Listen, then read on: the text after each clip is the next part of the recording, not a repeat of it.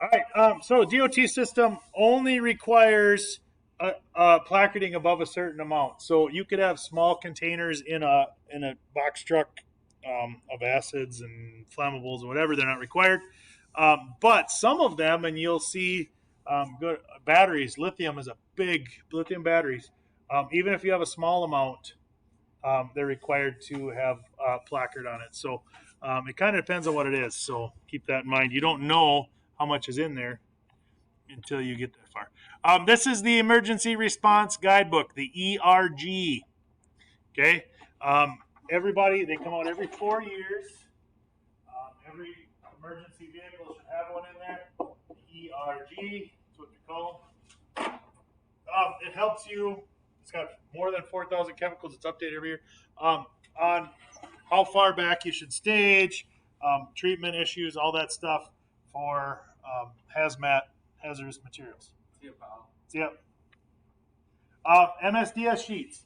Any place, any especially commercial place, you're at school, wherever, that has hazardous materials, hazardous chemicals, has to have the MSDS, the sheets that have the information, the chemical makeup, potential hazards, first aid, firefighting issues, all that stuff is on these MSDS sheets. Okay, and they have to have them. Shipping papers, if they're in transit, the shipper has to have shipping papers. Okay, it identifies what it is, how much of it there is, where it was produced, where it's going, that type of stuff. Okay, Chemtrek can be called at any point in time. You can contact dispatch and have them get a hold of Chemtrek. It's the American Chemistry Council. Chemistry teachers are good people, right? No, they basically they've got people on hand, 24 hours a day, 7 days a week, 365 days a year to answer questions for first responders. Okay, so quite important. So identification, identifying what the stuff is, right? Not really our job. Okay, this is another not our job thing, so we're going to quick through it. But what is it? Is there a vapor? Is there something in the air, right? If there's stuff in the air, smoke or whatever coming out of a container, it's a pretty good clue to stay away from it, right? If there are liquids coming out, if there is a smell in the air, get away, right? Those are signs to back off, get away, get upwind, right?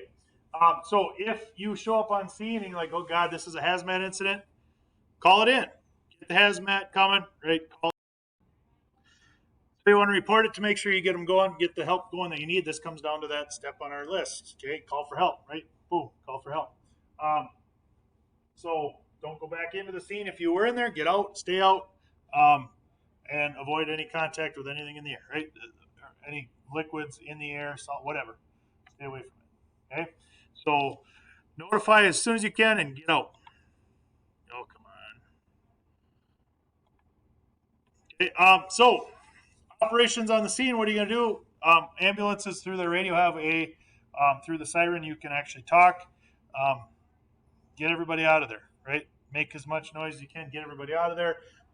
Help control entrance to the area, back people off, right? We've got hot zone, which is where the bad stuff is. Warm zone, which is where we're decontaminating. This is our exclusion area, right? Right, and then cold zone is outside of that.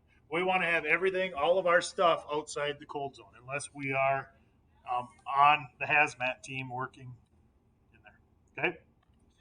Our job is to stay out in the cold zone, triage, treat, and transport. Right, T's. That's what we do, and rehab for the workers. Right, they will decontaminate.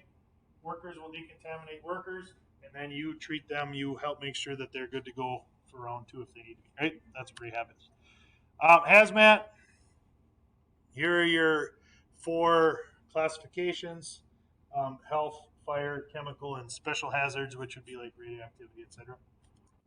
Okay, toxicity levels, how much of it you can contact. Um, the health risk, sorry. Um, Getting ahead of myself here. Toxicity is how bad it is, right? The higher the number, the worse it is for you if you come into contact with it. Oops. Okay, so toxicity levels, there you are. Little or no hazards, none. 1 and 2, you can go in with an SCBA. 3, extreme hazards, that gets beyond your basic fire department to hazmat stuff. And then 4 and above, that's a level A suit. Those are when you watch watch movies, Those are the big white suits. Right, fully encapsulated, chemical resistant. They usually have 2 layers on, right?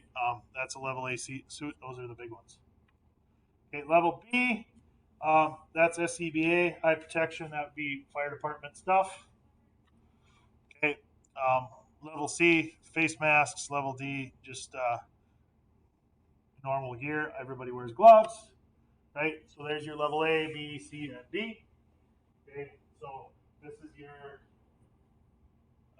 movies. In the movies, this is fire department with a Tyvek suit, right? This is a filtration mask. Level D is work gear with a dust mask, right? Or possibly N95, which up until the last year or so, very few people knew what an N95 is. Now lots of people do. Okay. So caring for patients in hazmat, right? We don't want to do much in the hazard zone because of the danger, right? And the gear you have to have on, they have to have on. So we want to be out in the cold, right?